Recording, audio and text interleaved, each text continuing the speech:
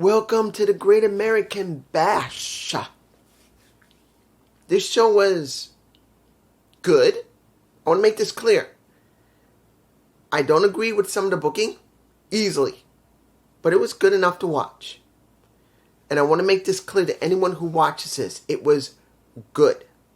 It does not mean it was great. It doesn't mean that it was a classic. It was just good. It was a good premium live event. But I'm going to tell you this. I don't agree with the ending. I just don't. And a few matches here really made no sense how it was worked.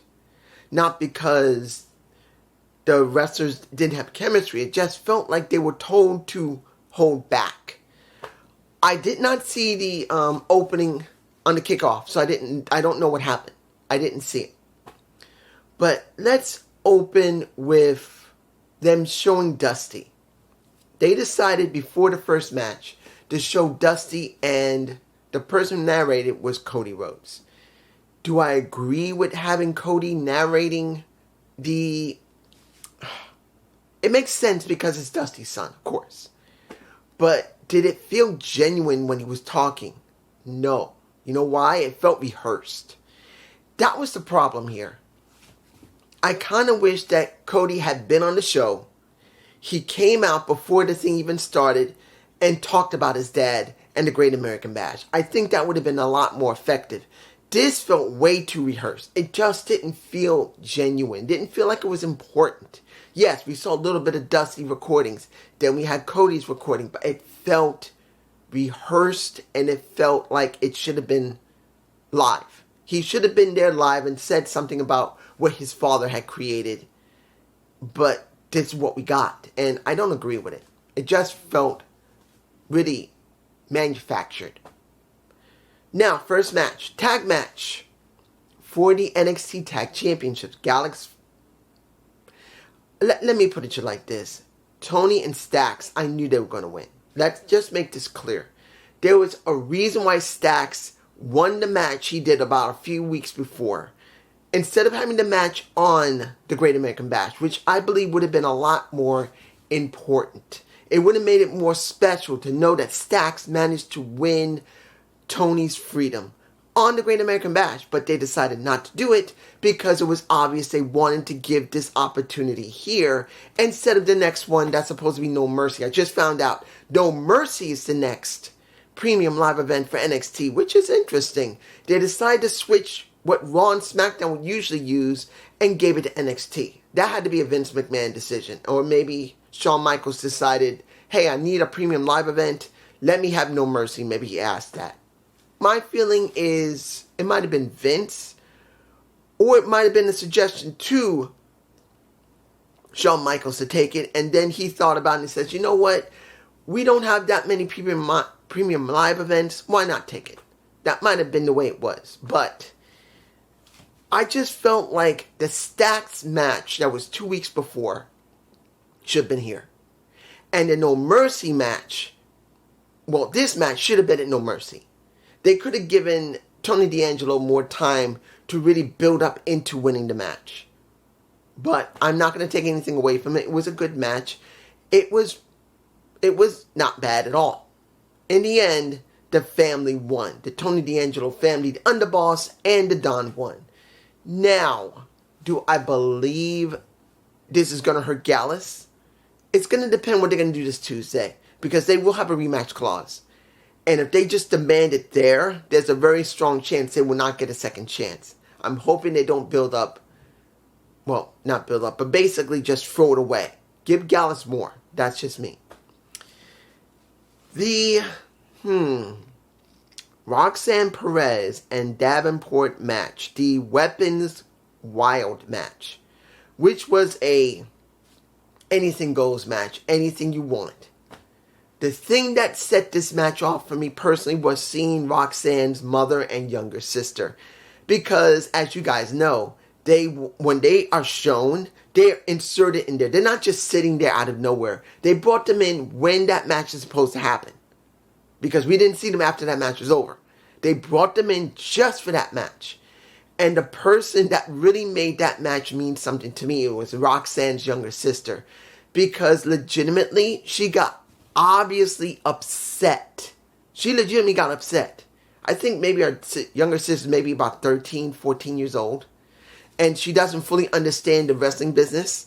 So she's watching her sister, probably, this is the first time she probably watched her, but the first time she's up close and personal, getting the shit kicked out of her.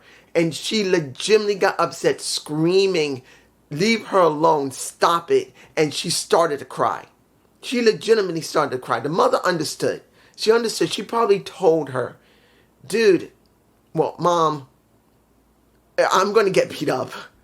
I know you're not going to like it, but I'm going to get really beat up, so get ready." So she was used to it. She was all right. But you can see that Roxanne's younger sister was legitimately upset. She started hyperventilating. Now, could that have been a work? It could have been. But the way she was acting, it looked a little too believable. I don't think she's that great of an actress, that little sister. I think that legitimately she was getting really upset. She began to literally cry, and then she began to hyperventilate. Not hyperventilate. As she began to get excited, she started...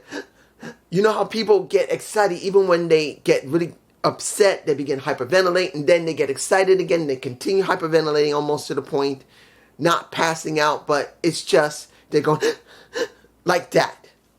She legitimately was upset and excited at the same time. That couldn't be faked. Was it a good match? As an anything goes, no DQ match, I'm going to tell you that it was a bit mild. I'm being truthful here. It felt a bit mild for an anything goes, no DQ match for the women. I've seen worse. I've seen rougher. So it was like middle of the road, maybe a little bit to the middle of the road, and maybe just above that. It was not here. I say it was maybe about here, somewhere in between the spot. So it wasn't a bad match. I want to make this clear. It was a bit mild. Could be due to the fact of what I see on Impact Wrestling and AEW, where they go a little bit more out. So I'm not saying it was a bad match, but I'm not saying it was the most biggest match you could see. Seeing that Roxanne was getting her butt kicked and well, the problem with the whipping, they used a small belt, and it just didn't feel legitimate enough. When Roxanne pulled out the cowbell, the second cowbell, because it was the first one in the ring, and then she went in the ring, she pulled another one, I feel that should have been used a lot more. I think a bull rope match, or a bull rope cowbell match, maybe that would have been better than an anything goes match that was a no DQ. I think that would have been better than this. If they used a cowbell and in that type of match, I think would have been better. It would have honored Dusty a little bit more, particularly when Texas. That's just me, guys. Tell me below. And I'm not surprised Roxanne won. A couple of times I did get nervous about Davenport. The way she landed on the back of her head was pretty hard. So I'm hoping she's alright. But she did take a kind of a hard hit to the head. To the back of the head. So, a little nervous. Hope she's okay. The match I was surprised about. And it was not about the match quality. It was not that great of a match. I'm going to be honest here. Gabe Stevenson is not great. He's not. Not because he's garbage in the ring. He's just beginning. He's just now. This is like his first real match on the NXT roster being seen. So when you saw him, he comes out in a singlet. Honestly, one of the things I hate is that they're making every gold medalist that has been on WWE TV in the mold of Kurt Angle. Look, we got 4 gold Calm. Well, we got 5 actually. 5 gold medalists that have gone through WWE. Mark Henry, Chad Gable, Kurt Angle, Otis, and now Gabe Stevenson. We got 5. We now have, how many? 3 gold medalists in wrestling. 3.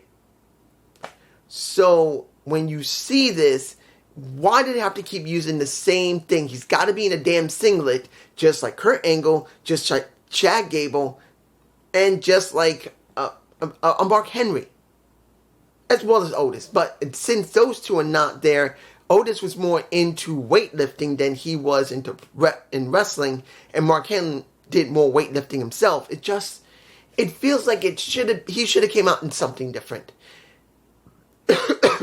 Excuse me, my allergies are up. I forgot to take my medicine today. I'm paying for it now.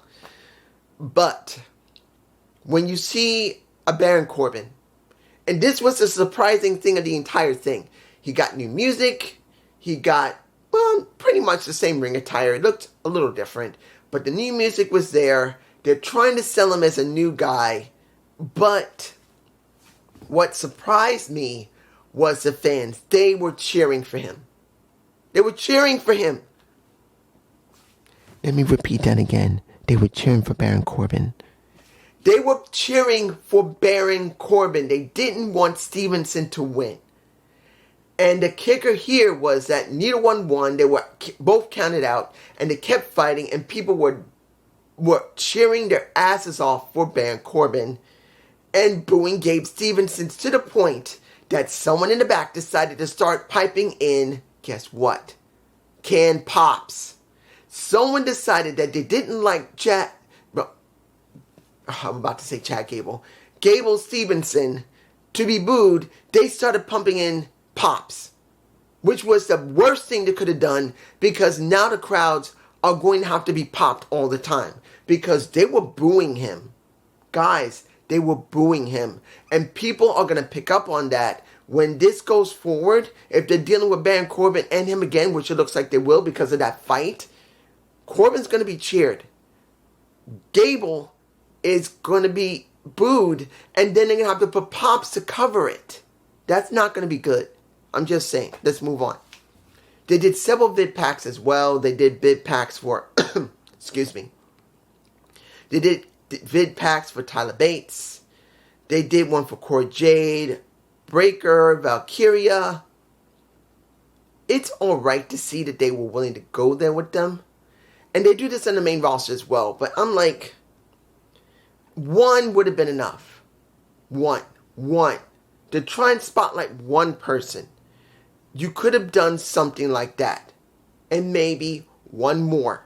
But doing so many, no. You don't need to do that. One would be enough. You're trying to get someone over. You don't do everybody on the damn roster. I'm just saying. The match that surprised me, but not in the way you think. The North American Championship. 3-way. Wes, Dom, and the Mustafa Ali. This match started slow. This match didn't feel right. Guys, you watch the match. You get Dom coming out with his mommy. Everyone's cheering mommy. Mommy did the participation throughout the entire match. She put Wesley through a damn table because he did a heel over her head to get to Dom. And that was near the end of the match. She literally grabbed his ass and gave him, I believe, Riptide onto the damn table and imploded. She did great. She did her part. Dom won. I'm not surprised. Dom was supposed to win. I know I'm jumping from the beginning to the end, but this is on purpose because of how the match was structured. You're looking at a Mustafa Ali who is very well versed in wrestling. He done a very good job. You got Wes Lee, who's also very well versed, but he's a much more faster high flyer than Mustafa Ali. I'm sorry. Ali's here. Wes is here. He's just much faster and much agile than when it comes to Mustafa Ali. And then you got Dominic, who's here. You can literally see the difference between Mustafa Ali and Wes Lee. I'm not knocking Dom. Dom's a good wrestler, but he's not a high-paced, fast-paced wrestler. He's just not. He's more of a methodical, middle-of-the-road, sometimes can be fast-paced. But he's no match for Wesley and no match for Mustafa Ali. They literally had to slow the match down to make him look better. Hear what I'm saying? When you watch the beginnings to the middle of that match, you can literally see as they were working the ring, they literally were keeping the match slower so it doesn't look bad for Dom. And I know people say, well, maybe they were just slow. No. I've seen Mustafa Ali wrestle. He doesn't wrestle that slow. I've seen Wesley. He doesn't wrestle that slow. They purposely slowed down the match. They slowed it down. They tried to make it look good while doing it, but if you're familiar with both of them, which I am, I'm familiar with Mustafa Ali, I'm familiar with Wesley, they slowed down for a reason, to make it look better for Dom, because this was supposed to keep the title on him and make him look legitimate while on NXT. And this is the reason why I wish Dominic had gone to NXT, even if it was 2.0. I would have loved him to go to NXT instead of this, because this just shows that he never had a chance to really grow as a wrestler. I'm sorry. I don't care if Vince decided he should stay in the main roster, or like I thought, his father asked for him to stay on the roster with him. He should have went down to NXT and trained there and had more time to develop on his own. You put him up against wrestlers, one who's been in the roster, Mustafa Ali, and one who's worked the indies like a Wes Lee, who knows a much more fast-paced type of style. It hurt the match. Now, not everyone's going to notice it, but for me personally, I did. I had to say it. Now, the submission match between here, I knew Tiffany was going to win. I knew Thea Hale was going to lose. There was just no way she was going to win. She's not ready. I thought maybe she might be ready, but Tiffany is too over with Vince. I'm sure of it. She's more developed than Thea, even though she's shown great development. And basically, let's be honest and understand. You guys know me. You've seen how I review. I don't review just because a girl's got a big set of tits, a big ass, a gorgeous face, or something you want to screw. You know me. I will tell you what they look like, but I will give you a good understanding of what they can do. Tiffany, if you're going to be honest, is more developed as a wrestler. But she looks and is developed no different than Mandy Rose. And that is what they want to develop going forward, holding that title. And when you see Thea Hale, she's not built like a Tiffany Stratton. And next to only being there more than maybe just barely a year to maybe, she's about 19 now. She's nearing 20. She's still not developed enough. Not just physically, but essentially speaking, she's not there yet as a pro wrestler. She still needs more development. So I am not surprised that she did not win. It was a good submission match though. You may not believe it, but this was not a bad submission match for the beginning of the match to the middle of the match, but the ending fell apart, particularly once the Kimura was locked in by Thea onto Tiffany. And here was the thing. Thea let go of the damn Kimura once Tiffany grabbed onto the rope when she didn't need to let go. That was the first mistake. What should have happened was that Thea should have kept the Kimura on and then get dragged out of the ring and hit the floor with Tiffany. That would have made it look better. But she let go for no reason. Then Tiffany, when it was near the end, when she decided to put her into a Boston Crab because she focused on Thea's back. And Thea focused on Tiffany's left arm. Both were good strategies. But it fell apart once. And I want to say this clearly. I don't know what Tiffany was thinking. Because throughout the rest of that, before that section where she put the Boston Crab on really badly, she was doing great. She was putting it into abdominal stretches. Well, not abdominal stretch. She put her on her back to try and make her tap. She did everything she could to mess with her back. And I think she did a great job there. She did. Until the end when she supposedly tried to put her into a Boston Crab. And it looked sloppy. And then worse yet, I don't know what she was thinking. She kept letting the hold go, pulling her to the center. And even when she didn't move, She kept pulling her and pulling her forward and pulling her forward. Even, it was, why were you doing that? There's no count out. There's no DQ. You don't have to worry about her holding the rope. But you kept pulling her back into the center and pulling her back into the center. And even when she wasn't moving, she was still pulling her more and more and more until finally she did a half crab. And then that is when Chase decided, why did Andre do it? I wish he had not done it. It would have been better for Thea to just pass out. That would have saved face. But you basically, unless, I will get to this in a moment, unless, I just don't agree with that. But if this is Thea leaving Chase U to go with Dempsey and Drew Gulad, I would understand that. But if it doesn't happen, that was stupid for her to get the towel thrown in. I'm just saying. Final match, which was the best match. I'm saying it now. This was the best match. Dragunov versus Trick. Well, I don't know why I said Trick, even though Trick did get a headbutt to the face.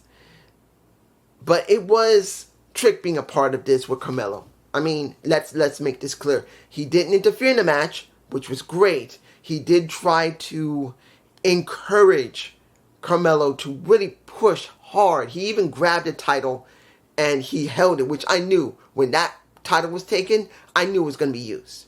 So, when you see Trick holding the title next to the ring, and he's saying, this is what you're fighting for. Man up, push hard. And I gotta say this. Carmelo did a great job. I'm not saying he did a terrible job. When you look at Dragunov, it was great. It was a very hard-hitting, very fast-paced, very exhausting match. They whooped each other's ass. In the end, once you see Trick possibly get nailed in the face by a Dragunov when he's trying to get Carmelo Hayes, and they're trying to suggest that the title was lifted up just when Trick was getting nailed. That's the reason why Dragunov lost. It was done well. But I'm going to say the truth. Do I believe Dragunov should have won here? Yes. I'm going to tell you the truth. As it stands right now, what does Carmelo have now? After what happened with Judgment Day on Raw and on NXT, where he lost twice, this didn't help him to recover. I still don't feel like he's legitimate anymore. He should have lost the title. If he's not going to go to the main roster, it would have been better for him to lose the title and then try to work his way back up. That's what I think he deserves. Because they just hurt him twice, guys. He got hurt on the main roster fighting with Finn and got his ass handed to him. The NXT champion beaten by Finn Balor. He shouldn't have gotten on that. You see, this pissed me off. He shouldn't have been put in that position. Vince just wanted that because he wants to make sure Judgment Day would have a reason to go to NXT and stay in NXT. Not just because this pisses me off. That you sacrifice one of your wrestlers for this. Particularly that I don't know if he really is going to gain anything working with Dragunov with this. I'm sure people would say, dude, this was a great match. This made Carmelo Hayes look great. No, it did not. Because it's not going to give back Carmelo those 2 losses to Judgment Day. Because I don't expect him to win against Judgment Day on NXT unless there's some high stakes. And probably that title. Maybe. If he goes against Finn again for the NXT title and he wins, at least then it might give him a little bit of safe face. But as far as I can tell, he just won against one of his own contemporaries, not against Judgment Day. It hurt him. But was this a good show? Yeah. It was good. It wasn't incredible or great, but it was good for what you get. The submission match was good. It surprised me except for the ending, which it fell apart. This match, the final match of the night, was great. I don't agree with the loss to Dragunov. I think he should have won, but that's just me. Hearing Baron Corbin get cheered. They were cheering for him. And Gabe Stevenson was being booed to the point where someone in the back said, oh, no, no, no, no. Gabe's got to be cheered. Put in Pops. And they put Pops in was not good. And pretty much the rest when it came to Roxanne Davenport as well as the tag match were okay. I still believe that the first match shouldn't have happened now. It could have happened in No Mercy. The other match could have been a bull rope match. That could have been Davenport and Roxanne. I think that would have been better. Let them have a bull rope match. That would have really gave them more than this match, which felt mild. But that's just me. Peace.